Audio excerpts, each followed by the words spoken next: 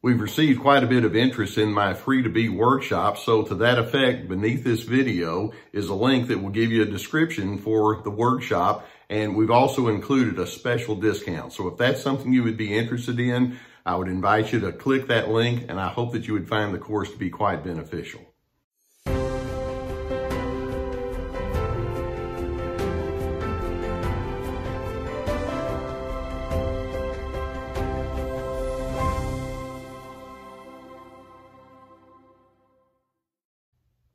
I want to step into a bold space today and give you a new way of looking at narcissism, and I want to give you my definition based on that. Now, before we get there, let's remind ourselves that if you go to the dictionary or to the DSM, the Diagnostic and Statistical Manual inside my profession, you'll find a definition of narcissism that zeroes in on the many characteristics that you'll see inside that pattern. Narcissists must be in control. They're very enamored and self-impressed. They have low levels of empathy. They need to be superior. They're manipulative. They're exploitive. They're pathologically defensive. They operate with what we call alternate reality. All of that is part of the narcissistic pattern. Now, having said that, I want to set up my definition by asking you a very basic question. And that is, if we go down to the core of all of the human needs, what is it that every single person wants and needs more than anything else? And plain and simple, we need to be loved. We want to be affirmed. We want to know that we are significant and that we matter. And we can go so far as to say that ultimately your comprehension of love defines you. Now, having said that, here's my definition of narcissism. Narcissism is the absence of love, plain and simple. Now, when you watch and observe how narcissists engage with people, you realize they want to be loved. But in their mind, it means they want to be admired. They want to be held up as better than everyone else. And when you examine the way that they engage with people, you realize their comprehension of love is very poor. They don't really understand the essence of what it means. They think that love is something that can be earned or merited, and they miss entirely the fact that love is the most powerful life force that creates purpose and satisfaction and meaning, and it's not something that you earn. It's a characteristic that you learn to step into and claim as your driving force in life. Narcissists are incapable of stepping into that space for any extended period of time. Now, let's back up and just kind of look at certain evidences that back up what I'm saying with this. There are various questions that we can ask about that can take us to understanding the centrality of love.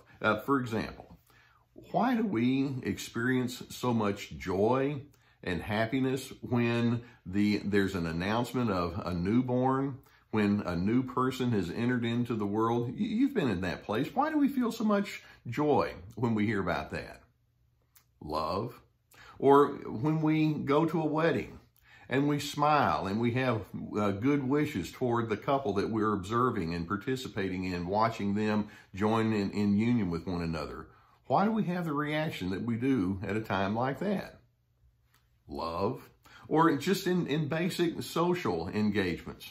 Why do we want to touch and hug and pursue friendliness with one another on an ongoing basis? Love is just central to how we operate. Or why are there so many songs about love? And there are multitudes of songs, and it's been that way for centuries. And the same goes for movies or depictions of art or poetry. Why do we have so much focus on that? It's because love is so central to what we are and what we desire. Or here you see my little buddy Gus back here. Why do we bring animals into our homes as pets, and we treat them in very special ways? Love. Why do we have so much joy when we've participated in acts of kindness and goodness and service toward one another? Love. We like giving and receiving love in those kind of moments. It's very fulfilling. Or why do we celebrate special events with one another, whether it's holidays or birthdays, or it's just Friday and we want to celebrate that? Love. Why do we feel such a good sense when plans that we have pursued end well, whether it's in work or in projects that you're doing at home? Ultimately, that involves love. You've participated and you've contributed to the well-being of other individuals. Why do we mourn and grieve when someone dies? We refer to them as our loved ones. Why is it that we have sorrow when someone exits this earth? Love. You can see that all of these kinds of elements illustrate that we're grounded in the need to connect. We're grounded in the need for significance and affirmation. Now, having said that, I want to go back and zero in on some of those primary ingredients that are a part of narcissism. And I want to show you that when you have a lack of love in your life, then that becomes the gateway for all of those other characteristics to become prominent. And each of the ingredients that goes into the making of narcissism illustrates the absence of love. For example, when a person does feel that need to be controlling over other individuals, where's the love in that? Certainly, there's no loving intention that goes along with that behavior. Or when they feel the need to dominate other people, where's the love in that? Or when they offer easy insults or chronic criticisms, where's the love there? Or when they refuse to connect with you at the heart level, do you not comprehend the need for love in those moments? Or when they're just plain old disinterested in your emotions or how you interpret life, where's the love in those moments? Or when they insist upon your conformity or blind loyalty, where's the love in that? When they're willing to exploit another person for their own selfish gain, where's the love? When they're willing to pounce upon your vulnerabilities and lord themselves over you, where's the love in that kind of behavior? When they are constantly playing games with truth, whether it's in keeping secrets or just openly telling lies or giving half explanations, where's the love? When they show little to no remorse for the pain they generate in you, where's the love? When they hide or they cover up their own personal weaknesses, and yet they're willing to exploit your weaknesses, where's the love?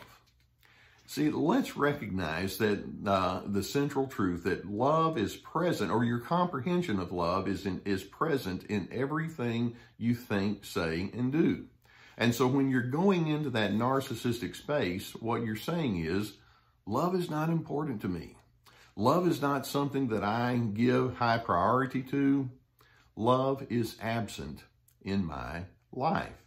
And so when I talk with you about surviving narcissism and focusing on its better alternatives, what I'm saying is know love. Be the embodiment of love.